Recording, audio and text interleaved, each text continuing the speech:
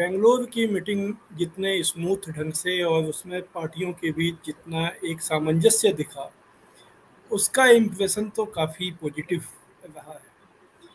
और जो ये पार्टियां हैं, जी। 26 पार्टियां हैं, इन 26 पार्टियों ने एक वहाँ पर जिसको सेंस ऑफ पर्पस कहते हैं, यानी उद्देश्य की जो समझ है कि एक खास उद्देश्य इस समय देश के सामने है, उनके सामने भी है, उनके अपने अस्तित्व के सामने भी है, और देश में भी एक खास तरह के हालात हैं, कुछ खास तरह की परिस्थितियां हैं। उसके बीच में वो उनको मिलकर कोई पहल करनी चाहिए। इस बात को वो समझते हैं और ये पहल करने के लिए वो तैयार हैं, और इसके लिए वो अपने छोटे छोटे स्वार्थ को अ, ताक पर रखकर जो बड़ा उद्देश्य है उसके लिए काम करने को तैयार हैं। ये मैसेज देने में वो सफल रहे हैं, इस बात में कोई दो राय नहीं है। बल्कि उनकी सफलता का एक पैमाना यह भी है कि जो सत्ताधारी गठबंधन है, एनडीए, नेशनल डेमोक्रेटिक अलायंस, जिसको कि बीजेपी पिछले कई सालों से एक तरह से भूली हुई थी, उसको इसकी याद आई है, और उसमें उसने एक होड़ की कि उसमें उसको संख्या उससे ज़्यादा दिखानी है जितनी संख्या बेंगलुरु में जुड़ती है। और उस तरह उन्होंने बहुत सी पार्टियों को, अब वो 38 पार्टियां, 38 पार्टियों को उसमें उन्होंने जुटाया। यह जो जुटाने का जो पूरी कवायद हुई, यह निश्चित रूप से जो विपक्षी एकता है उसके जवाब में हुई। तो अगर सत्ता पक्ष विपक्ष को जवाब देने पे मजबूर हो जाए या उससे होड़ करने के लिए मजबूर हो जाए, तो इसका मतलब है कि फिलहाल पहल जो है, जो इनिशिएटिव है, वो विपक्ष के ने अपने हाथ में ले ली है। और ये पॉलिटिक्स में बहुत इम्पोर्टेंट होता है। एक तो बात इस पर गौर करना चाहिए।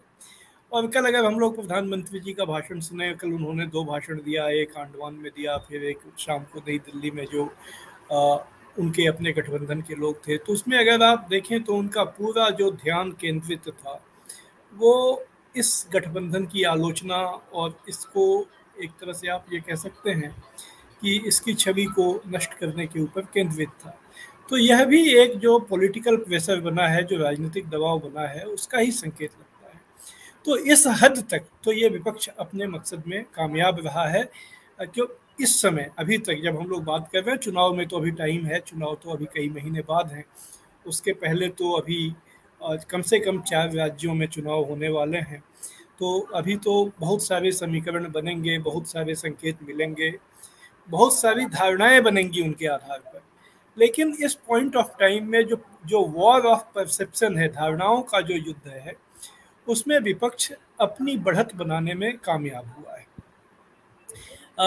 बाकी उसने जो ये आपने कहा कि नाम जो रखा है इसका फर्स्ट इम्प्रेशन क्या गया है, तो ये तो बहुत साफ है कि शायद विपक्ष ने प्रधानमंत्री जी से ही कुछ सबक सीखा है। ऐसा लगता है कि इस बार विपक्ष ने उससे कुछ सीखा है कि ये जो नाम होते हैं ये लोगों को टच करते हैं, ये नाम लोगों की जुबान पे चढ़ जाएं, ऐसा कोई नाम होना चाहिए। तो उन्होंने उनको लगा कि ये यूपीए या इस तरह के नाम से ज़्यादा एक ऐसा बेहतर नाम होगा, ऐसा मैं अनुमान लगा रहा हूँ, मुझे कोई सूचना नहीं है।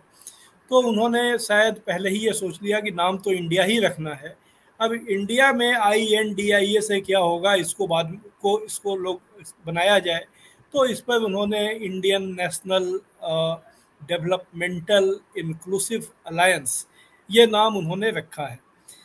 इंडिया शब्द लोगों की जुबान पे चढ़ेगा, इंडिया जो है हमारे देश का नाम है, और मोटे तौर पर अगर आप देखें तो बोलचाल की भाषा में लोग इंडिया ही बोलते हैं, भारत तो कम लोग बोलते हैं।